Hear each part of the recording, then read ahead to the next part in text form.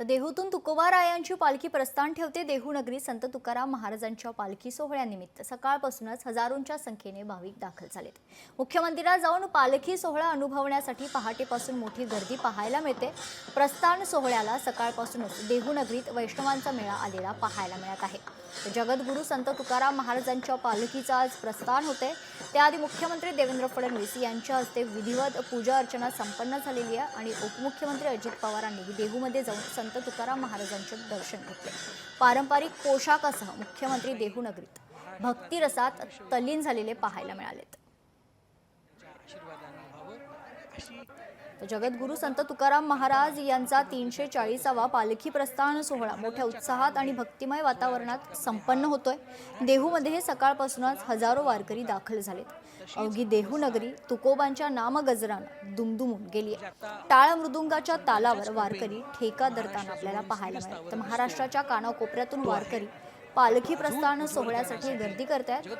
खरं तर या सोहळ्याला सुरुवात झाली आहे। मुख्य मंदिराजवळील शिळा मंदिराच्या समोर भाविकांनी फुगडी खेळण्याचा देखील आनंद घेतला। टाळ मृदुंगाच्या गजरात तुकोबांचं नामस्मरण करण्यात आले। मागणी मुख्यमंत्री महोदय करत असावेत अशी भाबडी इच्छा शब्दांच्या माध्यमातून मी आपल्या समोर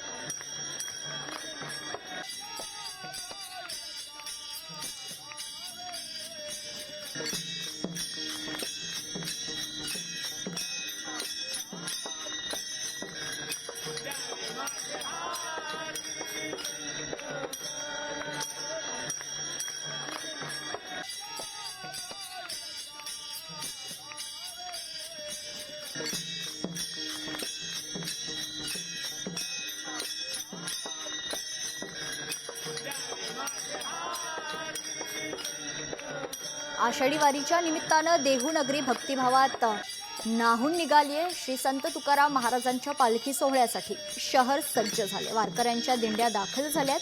यंदा भाविक आणि वारकऱ्यांच्या सुरक्षिततेसह सोयी सुविधांसाठी प्रशासनानं व्यापक तयारी केली आहे। देहू नगरीतून तुकोबांच्या पालखीचं प्रस्थान होणार आहे।